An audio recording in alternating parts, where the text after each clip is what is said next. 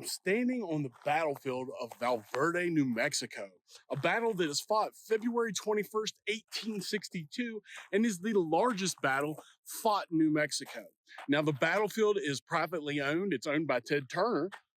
If you don't know him, look him up. He's got a lot of money and has done a lot of things, including WCW, if you're a wrestling fan. Anyway, he's also a big Civil War buff. But Ted Turner owns the actual battlefield, but there is a nice little spot here with a monument that you can pull off to and talk about the battle or look over the battlefield. The Battle of Valverde, as I said, February 21st, 1862.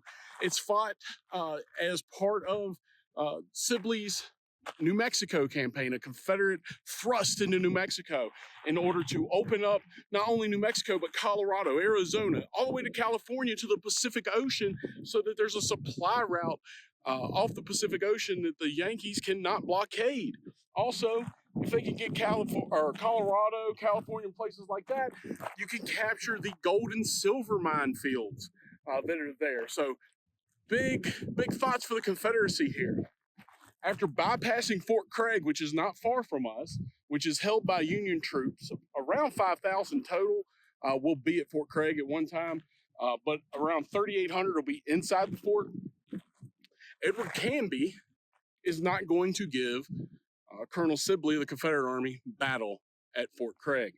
And Sibley doesn't want a battle at Fort Craig. If he attacks it frontally, he's going to get decimated. He knows this, so he will go around the mesa out here.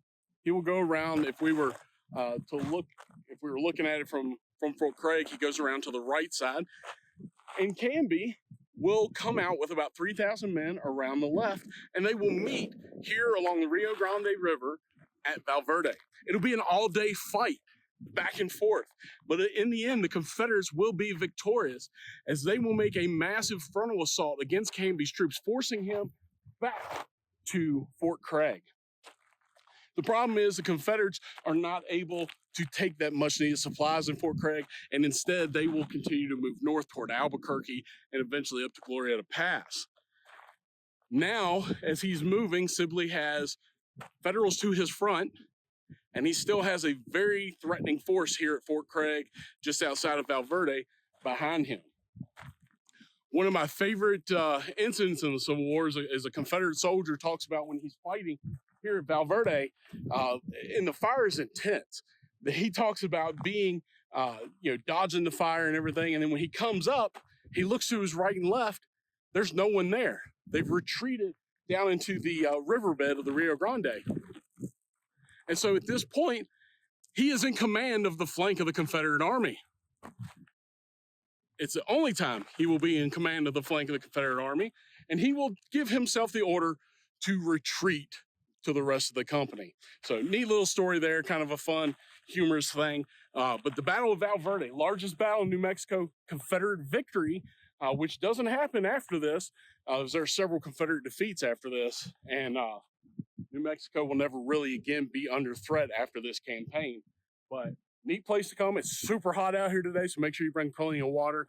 But come out, Battle of Valverde, neat little monument here on the side of the road. I think it's New Mexico Route 1, and Mr. Ted Turner owning the battlefield, to me, making sure it's preserved by having possession of it. So really cool place to go. Also visit Fort Craig, about 6 miles from where I'm at right now, and you can see the battlefield from a different perspective.